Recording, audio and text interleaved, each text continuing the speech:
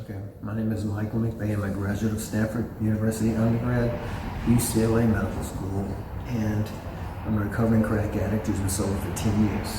This is episode 2B in the series of spiritual experiences I want to try to share with you.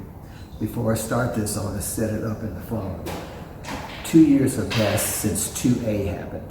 I have graduated from Stanford. I moved to Los Angeles. And what you need to know about my childhood is that I was beaten a lot by my father. Out of love, in those days, physical beatings of kids was more normal than it is now. I got beaten if I got anything less than an A on any exam. I got beaten if I disobeyed in any way at all, any parental guidances or instructions. I got beaten if I displayed any kind of interest, social interest in girls or anything that distracted me from academic studies.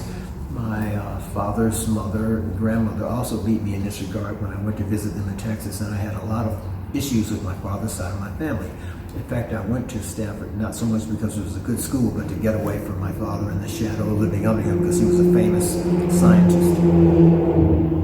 In addition to that, at this time, I have graduated from Stanford. I moved to Los Angeles. I enrolled in medical school at USC, but I left USC Medical School, got a job, and started a band because my dream was to play music in Los Angeles. So I've come to LA, I've left med school, I've gotten a job, I've started my first band in Los Angeles, and that is the setup for what's about to happen here in 2B. Okay. So 2 years have passed since 2A happened. And I'm in Los Angeles now. I've left Stanford, graduated already. I never heard from thee again, and I'm in Los Angeles. I've had these spiritual experiences, and I'm determined to find out what is going on with God and what is going on with the non-physical world because of the dream experiences I described to you in lecture number 1. Okay, so I got the whole lifetimes. I had a friend here in LA who also had spiritual inclinations, and so we went through every single spiritual organization A through Z in the whole lifetimes. We visited 1 or 2 a week, and it took 2 years to do this, but I went through almost every organization here in Los Angeles. 90% of them were complete, what I would call bullshit. Let's just put it that way. They're plastic, they're material, they're misleading people, and in my humble opinion, they have nothing to do, or little to do with the true search for God. But some of them were real. Rarely some real things happened, and this is one of them. Okay. It's 7:30 at night on a Wednesday, and my friend and I are going to visit another spiritual organization, probably the 60th or 65th in the series that we had been through in the whole lifetimes, going alphabetically through the whole lifetimes. In this one, we're on Melrose. We walk into a small room on Melrose Boulevard, and in the room are about 10 or 15 white people, middle-aged white people, some young, mostly middle-aged, and there are 3 women sitting at the front. One is overweight and older, and they all have on long black gowns.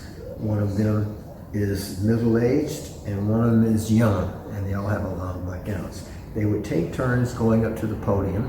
They would point to people in the crowd, and they say things like, "Oh, go ahead with the real estate deal," or "Oh, go ahead and get married," or "Call your sister in Baltimore, she's having problems," things like that.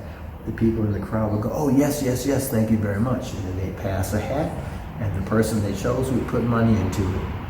My friend and I are in the back of the room thinking, well, here we are at another bullshit visit and another organization that probably has little to do with God and is mostly about collecting money. That's what we thought. The service ended, and we're all getting up to leave, and as we got up, the younger of the 3 women stood up and said, "Wait a minute, I want you all to sit down. I want to point to that guy in the back because I have something to say to him," and she pointed at me. We all sat down, and she started with the following things. She said, "You're estranged from your father's side of your family. There's a lot of physical abuse happening with that. And as a result of that, you have fled from the father's side of your family. You are trying to decide now how to look for God, what to do with your life, whether to pursue music or whether to pursue science." And in reality, I had graduated from Stanford. I had come to Los Angeles. I had left med school, and I started a band, and that's what was really going on. She had no way of knowing that. I'd never seen her in my life. She went on to say, that as she looked at me, she saw and heard more music than she'd ever seen in any person she'd ever given a reading to before.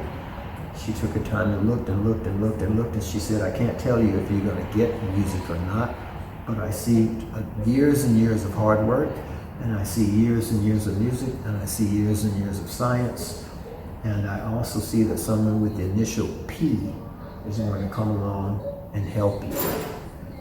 She thought a bit more, and she also said, your brother is having tremendous difficulty right now, and you need to contact him. And then she said, I'm looking ahead, and I see all this music, and I see all this hard work, and I see all this science, and I can't tell you whether you're going to get music or not. But I see and hear more music in this reading than anybody I've ever read before, and I hope that helps you. That's all I have to say for now. My friend and I were astonished by the accuracy of this reading. I went home that night and I called my mother, and indeed, my brother, who was studying at Princeton at the time, had had a nervous breakdown at Princeton the day before and had flown back to visit my mom so she could take care of him, and they hadn't told me yet. There's more to go regarding this in episode 2C. This concludes episode 2B.